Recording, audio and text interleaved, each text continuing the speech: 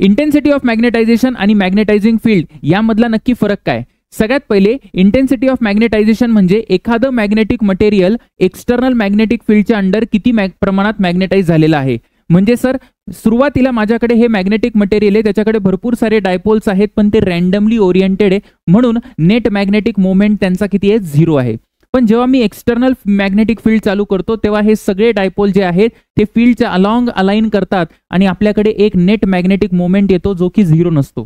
तर मग intensity of magnetisation म्हणजे तो net magnetic moment per unit volume किती आहे. जर मला याच्या आतमध्ये इंटरनल मॅग्नेटिक फील्ड काढायची आहे जी की इंड्यूस झाली या एक्सटर्नलमुळे, तर त्याचा फॉर्म्युला असतो B internal is equal to mu naught times intensity of magnetisation. Magnetising field external magnetic फील्डची क्षमता दाखवतं जी की एखाद्या मटेरियलला मॅग्नेटाइज करू शकेल. म्हणजे सर जसं मी एक सोलेनॉइड घेतलं व्हॅक्यूम मध्ये, आता या सोलेनॉइड मधून असा बाहेरून आतमध्ये करंट चाललाय, असा करंट चाललाय, म्हणजे मॅग्नेटिक फील्ड यायला पाहिजे या दिशेला.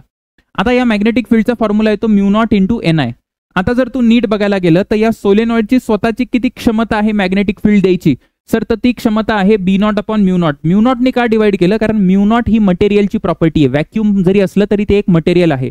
म्हणजे N इंटू I फक्त नंबर ऑफ टर्न्स म्हणजे जॉमेट्री आणि करंटवर डिपेंड करणारा हा फॅक्टर आहे. याला आपण म्हणतो मॅग्नेटायझिंग फील्ड किंवा मॅग्नेटायझिंग फोर्स. आता या मॅग्नेटायझिंग फोर्स किंवा मॅग्नेटायझिंग फील्ड आणि इंटेन्सिटी ऑफ मॅग्नेटायझेशन मध्ये काय रिलेशन आहे? या दोघांना रिलेट करणारा टर्म आहे मॅग्नेटिक ससेप्टिबिलिटी. मॅग्नेटिक ससेप्टिबिलिटी हा रेशो आहे इंटरनल आणि एक्सटर्नल मॅग्नेटिक फील्डचा.